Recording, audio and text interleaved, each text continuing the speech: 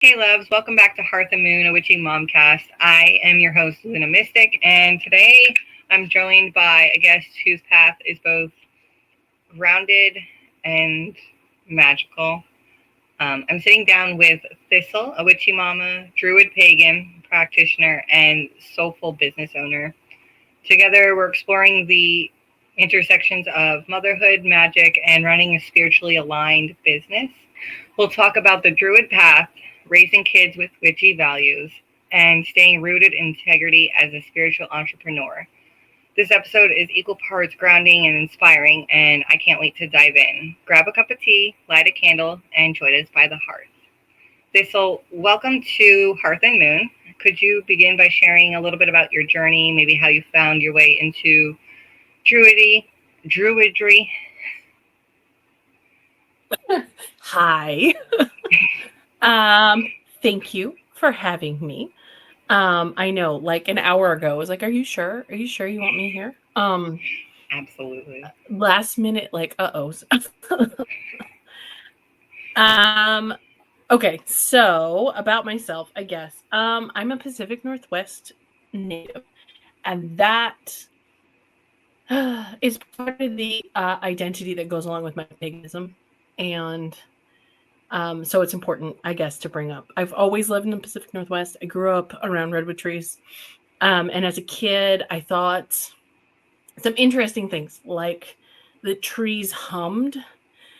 And I think that was probably my first, like, oh, this is no one else is hearing that. Okay, that's just me. I'm weird. So I remember Aren't we telling my all? mom, and she said, I was like, Mom, it's like it's like they're singing. And she was like, Did you did you drink something? Are you okay? um and then otherwise I was like, okay, I'm never bringing up that again, I guess. um I think about 9-ish years ago is when I discovered that druidry was a thing. I knew what druids were as a history major, and I studied the British Isles, so obviously druids, that's where they're from, so I knew what they were and I knew what happened and I knew that they were basically extinguished. And so I thought, wait, there's druids now? Huh? Anyway, and so I found the Order of Bards, Ovates, and Druids. And I was looking for something. I had just left a pagan community. I won't name it. And they were problematic. And I thought, oh, there's got to be something better. I need something that feels a bit more, I don't know, like I'm missing something here. And so I found Obod's website and I thought, oh, maybe this is it. So I had signed up because you do this, like, they mail you little packets. And it takes you a year to get through their first course. And so that was interesting. I have ADHD. And so getting 4 little packets once a month, and then I needed to study and do the rituals in the books, learn the lore, learn the history, learn like all these bits and pieces. And I was like, this is really hard. You have to journal the entire thing. And of course, the first time I didn't do any of that. And so I didn't like journal all the things. And then I get to the end where I'm like, okay, I would like to do my review, right? Here's this stuff. And my mentor was like, where's your journal?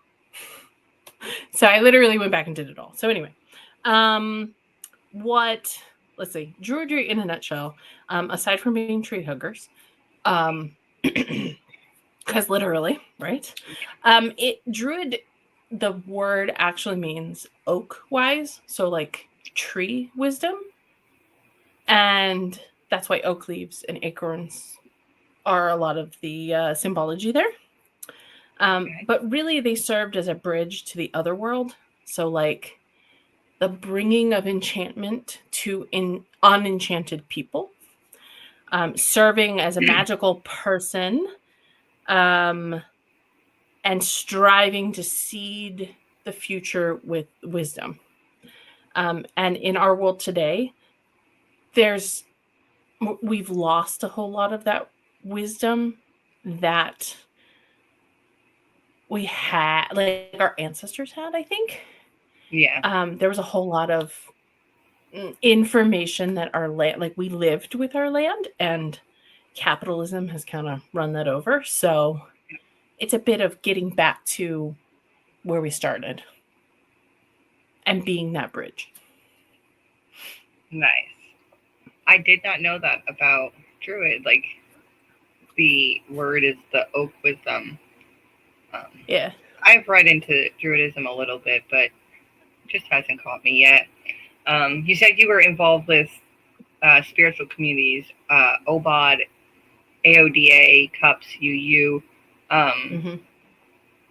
Are those communities you're still involved with, and how do they help you with your practice?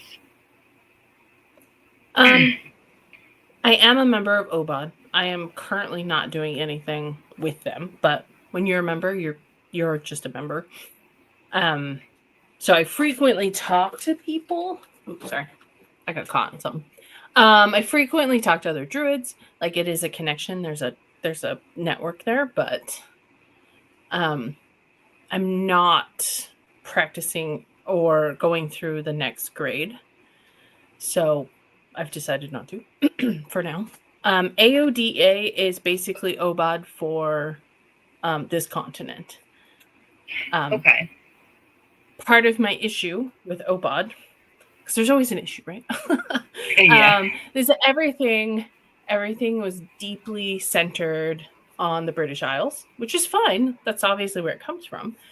But I had a moment at the end where I was like, okay, but I don't live there, right? None of this is making a connection for me because I'm not there.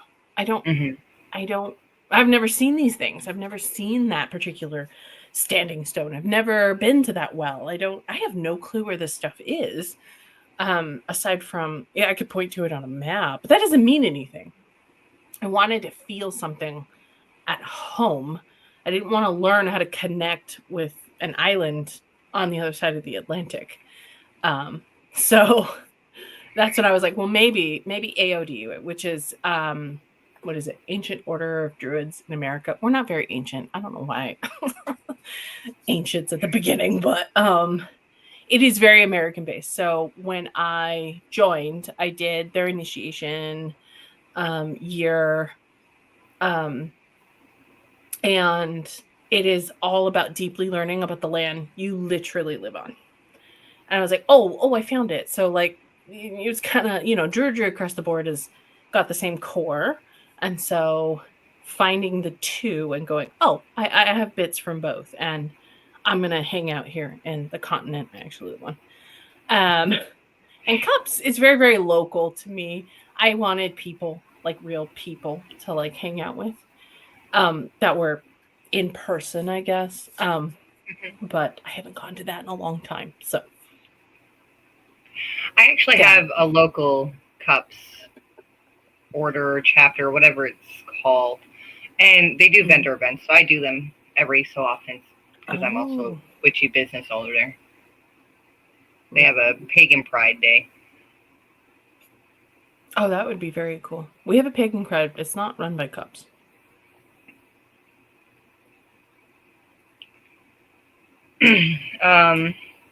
You have also mentioned a background in biblical and religious academia. How do you merge the two, reconcile that with like your pagan and druid path? My background in theology does not inform my pagan spirituality. You keep them. It's academic, and it is because I came from a high control Christian group. Mm-hmm. And part of my deconstruction, which I wasn't there for very long, but I still had to undo the crap in my head. And it took me like 10 years. It was awful. Anyway, part of that undoing was over obsessing about why they do what they do, which then led me to why is American Protestantism the way it is, which led me to why the Catholic Church is the way it is. And so I just kept going back and back. And so that was born from you will never pull the wool over my eyes again. I cannot be God. And that was mostly, and that's just how I figured out how to deal with that trauma. So that's what that is. It's fascinating to me. It is also history. And if you want to study anything historical from the British Isles or mainland Europe, you're stuck looking at the Catholic Church too. So that's true. So it's like, well, I might as well learn this. They are the cause of all sorts of things. I gotta learn it, otherwise they might get me again. I have no idea where. My brain was somewhere else. That was most of that. So no, I find it fascinating. However, the only piece that actually has anything to do with my practice, most of my, as you can imagine, most of my ancestors totally Catholic, and so I do have stuff from grandparents and great grandparents that's Catholic, and it sits up there. And yeah. Am I Catholic? No, but they liked it, so we're gonna pretend it's. I don't know. I picked the stuff I liked. That's all I did. I can understand that. Oh. What spiritual practices are grounding you the most right now? If I felt grounded, I guess. You can say that too. That's fine.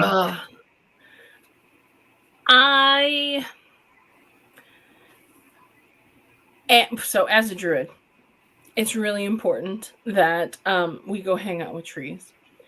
And I'm not as good about that. This house that we live in, I have no trees on the property. Which is very strange. I mean, okay, there's one. I take that back. There's a dogwood in the very front. I'm not going to go hang out at the very front next to the street because my neighbors might end up thinking I'm a little weird. But I need to spend more time outside. That is what informs me. It is the seasons. It's realizing that I'm pretty north up here. And so it's the dark season's coming. Mm-hmm. And it's time to behave like it's the dark season. Not fight it. I think when I worked all the time, that was much, much harder. I don't enjoy getting up when it's dark. That just seems like not natural, because it's not. So respecting that we are also seasonal creatures, and that we behave differently depending on where the sun is in the sky. I feel that because I'm pretty north myself, and it gets dark pretty dang early. Yeah, I feel that. So with Hearth and Moon, my thought, you've been behind me the whole way with this too, is molding our motherhood and our witchcraft so we can hold hands with it and balance it together. So I kind of want to talk about how you might do that, because your child is older than mine are. You have a teenager, if I remember correctly, and mine are still little. So how through the years, like how you've worked through that, like how has your practice evolved since becoming a mother? It's definitely changed. You got to go with the phases of your kids. When you have little kids, it's hard. I remember reading things in some witchcraft books or some druid. Go find a quiet spot when you're by yourself. And I would just start laughing like, well, that's not happening. I guess I'm never going to be able to do this. There is no quiet spot alone. Sorry.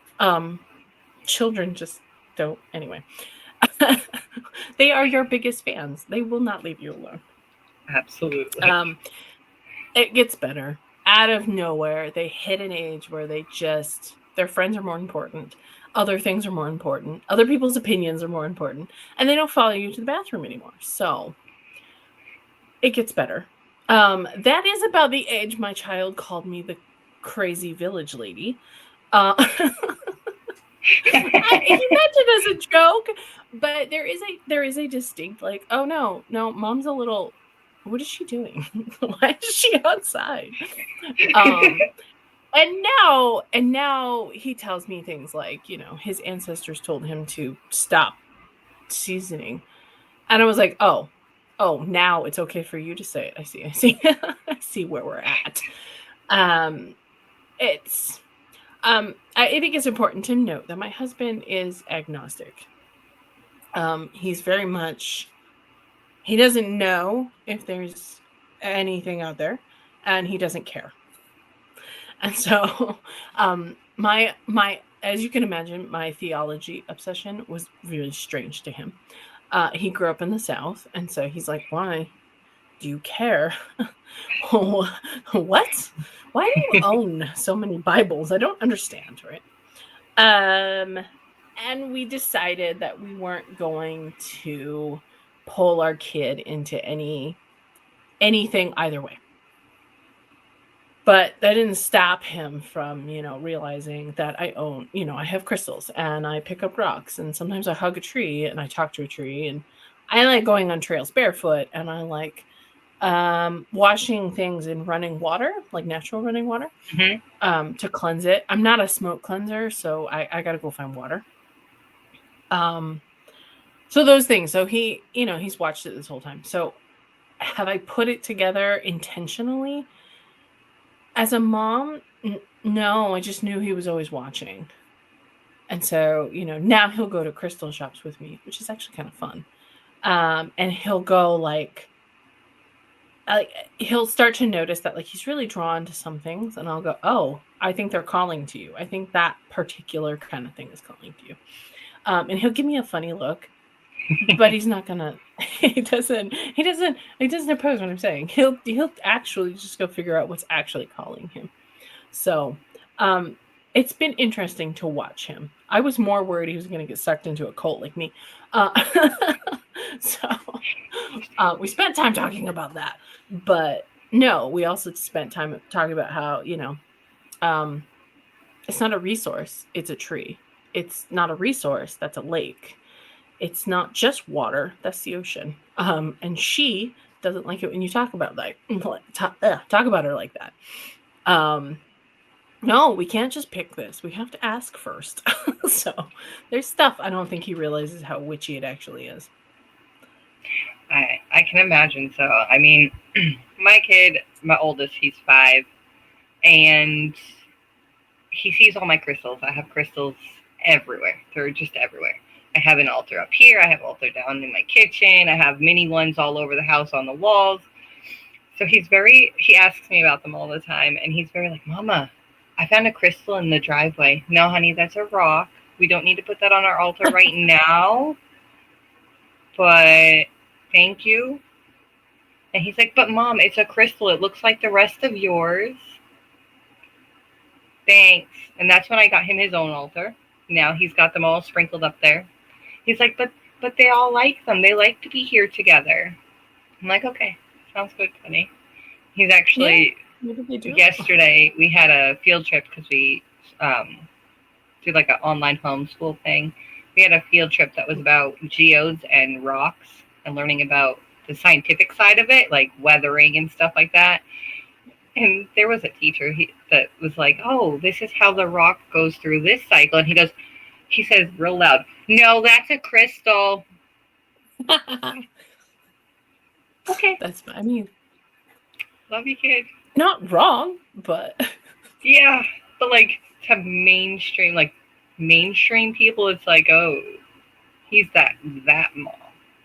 Yep, he does. Yeah. I try to be as normal as I can, but like you said, the trees and the grass, they have feelings, they have emotions, whatever, you gotta ask. Now he likes to bring me flowers in from outside. Mama, I asked if I could pick her first. Okay. Good job. You're learning. We don't really put it on him. It's just from him seeing me do stuff. His father was very much Christian growing up, all of that stuff. And then it's like 3 years ago now. He was okay with my practice, but my husband wasn't involved. And then like 3 years ago, he had said something to me about, I think it was, he had asked about Odin or Thor, one of those two. And I had gone on this long thing, and he's like, I think I want to study more of this. Is it okay if, like, as I'm studying, I still consider myself a pagan? I'm like, yeah, you could consider yourself whichever you want. The gods don't care. As long as you're being like a right and just person, like that's the biggest thing.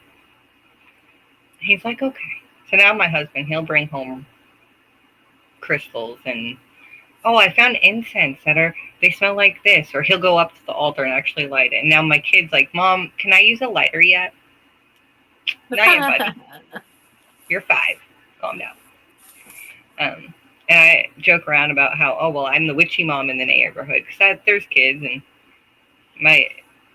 for me, that just means that, like, we're closer to nature than most moms these days.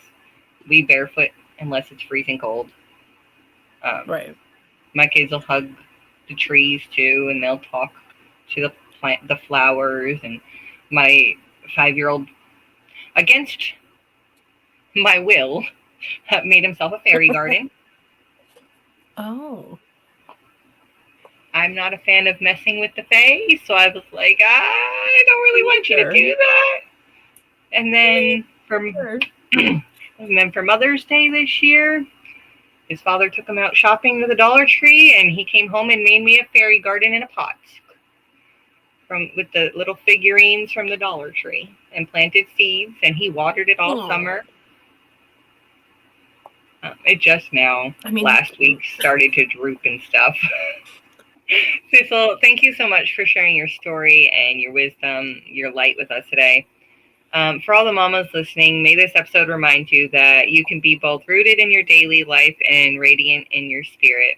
If you'd like to connect more with Thistle and her offerings, I'll have her links in the show notes. Until next time, bless your bones, soothe your spirit, and remember, you are still magic, even when they're watching. See you in the moonlight.